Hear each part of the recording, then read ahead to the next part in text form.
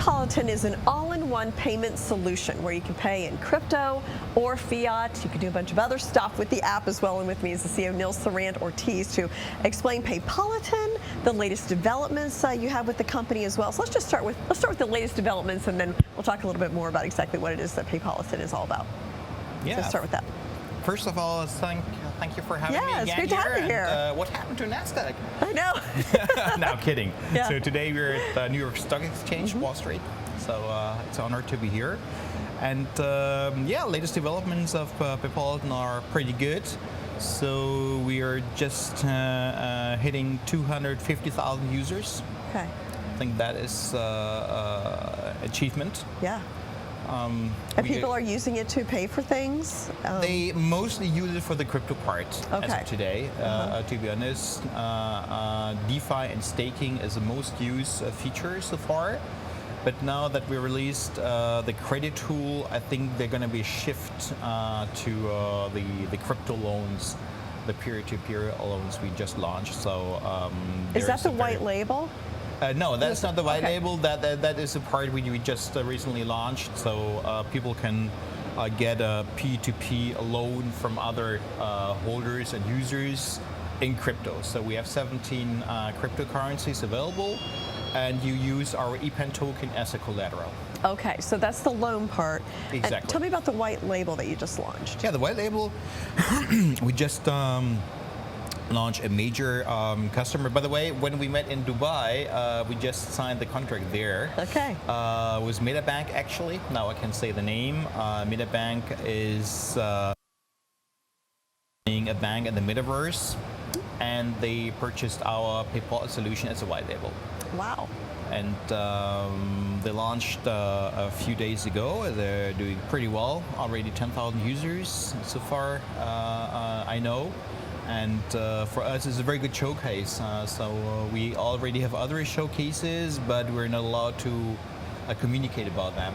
So that is a very nice showcase because people can see what we're able to do at Paypolitan for so other explain customers. how this works. I want to open an account at MetaBank. Yes. In the metaverse.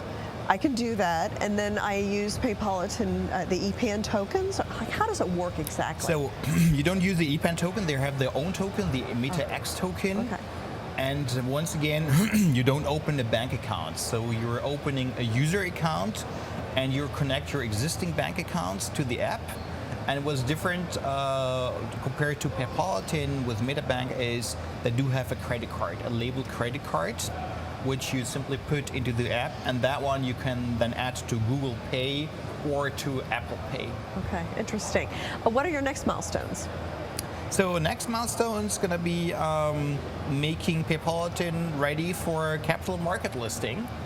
That is loads of work. That's also the reason why I'm here in New York those days here, negotiating and discussing, because of course since the beginning of the year and the recent events, the market is not easy to say, but even difficult markets, there's always an opportunity for a company like Paypolitan to get a benefit out of that. No, that's true. It feels like this is a building time for people who are really serious about it, because we've seen. Absolutely. How has that affected the crash of crypto and the Terra and all that? How's that affected your business? Well, I personally think that the crash of Terra Luna was orchestrated.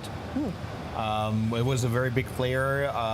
$50 billion of market cap simply vanished, were reduced to zero. I mean, that is not neutral. I would say that's a bit so fast. The Lehman Brothers of the crypto world, I would say.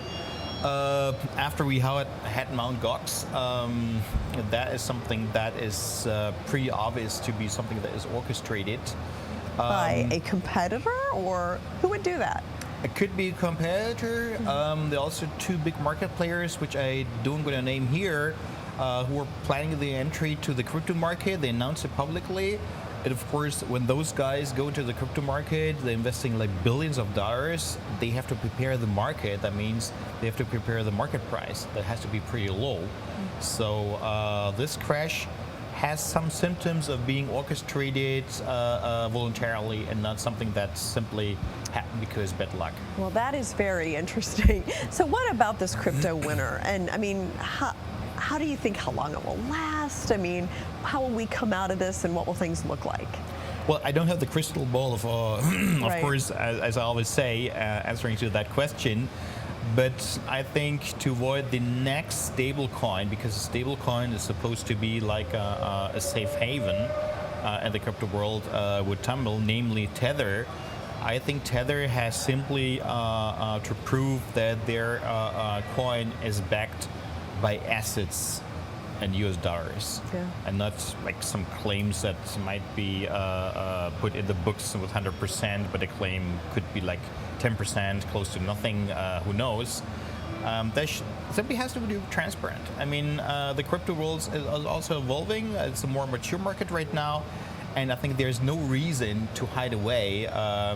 Give it back the transparency it needs. So that is the homework to be done. I cannot do that. I hope the market will push them to do that homework. And great overall, I'm confident. We have been to different times in the past, and the market is always recovering.